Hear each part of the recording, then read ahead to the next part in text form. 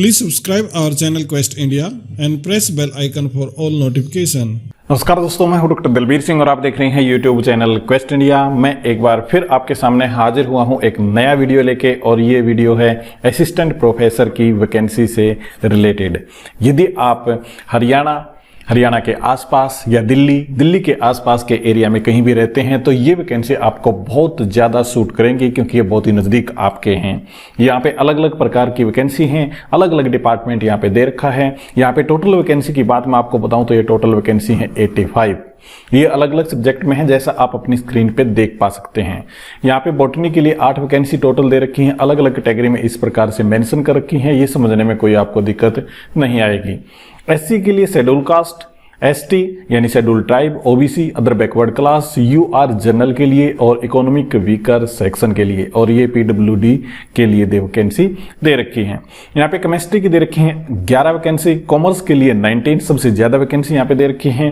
Computer science के लिए यहाँ पे 4 हैं, इकोनॉमिक्स के लिए 1, इंग्लिश के लिए 8, ईवीएस के लिए 3, ज्योग्राफी के लिए 1 दे रखी है, हिंदी के लिए 3, मैथमेटिक्स के लिए 3, माइक्रोबायोलॉजी के लिए 4, फिजिकल एजुकेशन के लिए 1, फिजिक्स के लिए 5, पॉलिटिकल साइंस के लिए 4, संस्कृत के लिए 1 और जूलॉजी के लिए 9 वैकेंसी यहाँ पे अवेलेबल करा रखी हैं। दोस्तों, आपके मन में कुछ एक क्वेश्चन होगा कि ये वैकेंसी तो अवेलेबल हैं, परंतु ये कहाँ पे अवेलेबल हैं, मैं ये भी आपको दिखा देता हूँ कि जैसे हम सबसे ऊपर देखेंगे तो यहाँ पे हमें वो मिलेगा। और ये किस कॉलेज में है? Swami Shraddhanand college, university of Delhi के अंदर ये सीट अवेलेबल हैं।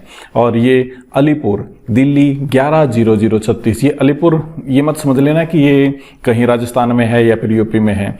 ये सिर्फ दिल्ली के अंदर लोकेटेड हैं और दिल्ली की बाउंड्री के अंदर लोकेटेड हैं। यहाँ पे आप डेट देखिए 14/9/2020 है, परंतु आपके मन में ये भी क्वेश्चन होगा कि इसकी लास्ट डेट क्या है। इसकी लास्ट डेट है 28/9/2020, क्योंकि 2 वीक जिस दिन ये एडवर्टीजमेंट हुई थी उसके 2 वीक तक आपको यहाँ पे अप्लाई करना होता है। यहाँ पे आप देखिए कि एडवर्टीजमेंट नंबर दे रखा है SSCDU 60 और 2020-21 और 261 नंबर इसका यहाँ पे वैकेंसी का दे रखा है।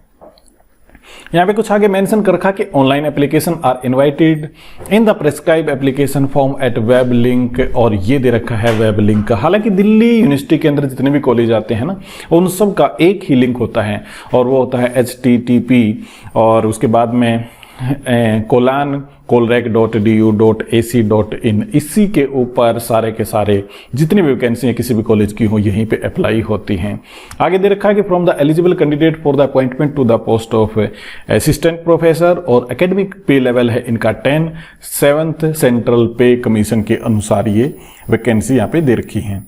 अब जो चीज मैं आपको लास्ट डेट की बता रहा था वो यहाँ पे मेंशन कर रखी है, और वो क्या है कि last date for the receipt of application is 2 week from the date of publication of the advertisement in the employment news, और ये डेट 14/9/2020 दे रखी है। तो आप इसको सीधा सीधा सा 14 दिन और जोड़ दीजिए, 28/9/2020 इसकी डेट मानिएगा।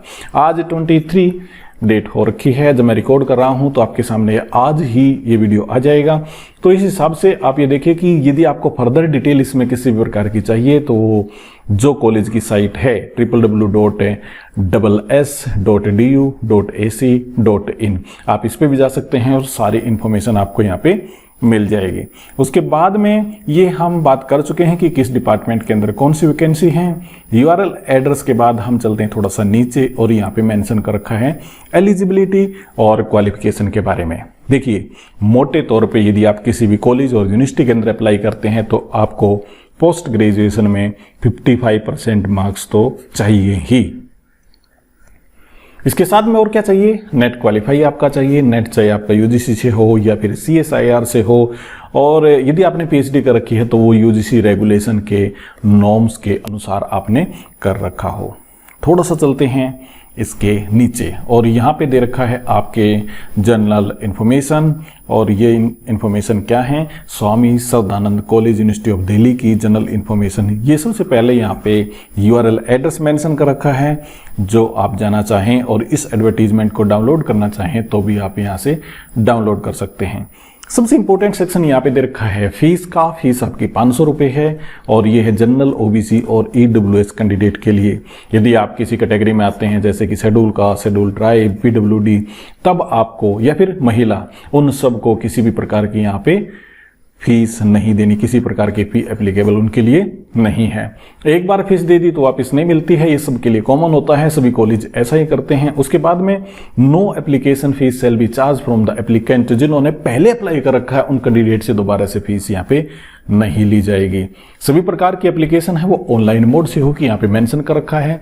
पेमेंट भी आपकी सारी ऑनलाइन मोड से ही जमा होगी, किसी प्रकार से फिजिकली चलान यहाँ पे अवेलेबल नहीं है। उसके साथ में applicant applying for more than one post. यदि आप एक डिपार्टमेंट या अलग अलग डिपार्टमेंट में एक से ज्यादा वैकेंसी के लिए अप्लाई करना चाहते हैं तो आपको अलग से फीस यहाँ पे देनी पड़ेगी।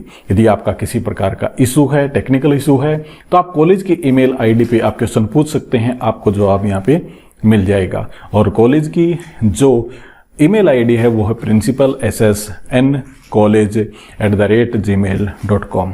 उसके साथ में थोड़ा सा नीचे देखते हैं, यहाँ पे जो मेंशन कर रखा है जनरल इन्फॉर्मेशन के अंदर, ये मेंशन कर रखा है कि applicant serving in government and public sector undertaking, उनको नो ऑब्जेक्शन सर्टिफिकेट यहाँ पे देना पड़ेगा। और सभी प्रकार का आपका कॉलेज का चाहे कॉल लेटर है, इंटरव्यू लेटर है, वो सारा का सारा आपका ईमेल के माध्यम से होगा। इसलिए आप जब फॉर्म भरें तो आपके पास एक जेन्युइन ईमेल एड्रेस होना चाहिए। इस बात को आप बिल्कुल ध्यान में रखेंगे। नीचे चलते हैं और यहाँ पे इसके बाद में थोड़ा सा मेंशन कर रखा है कि no TADA shall be applicable for the candidate for the interview. इसके बाद में आपका एक जनरल क्राइटेरिया मेंशन यहाँ पे किया हुआ होगा, परंतु एलिजिबिलिटी है जिसकी बात हम पहले कर चुके हैं कि 55% मार्क्स आपके चाहिए और नेट क्वालिफाई आपका चाहिए। उसके बाद में नीचे चलते हैं और मैं बात कर रहा था एक जनरल क्राइटेरिया की कि किस प्रकार से आपका यहाँ पे सिलेक्शन होगा।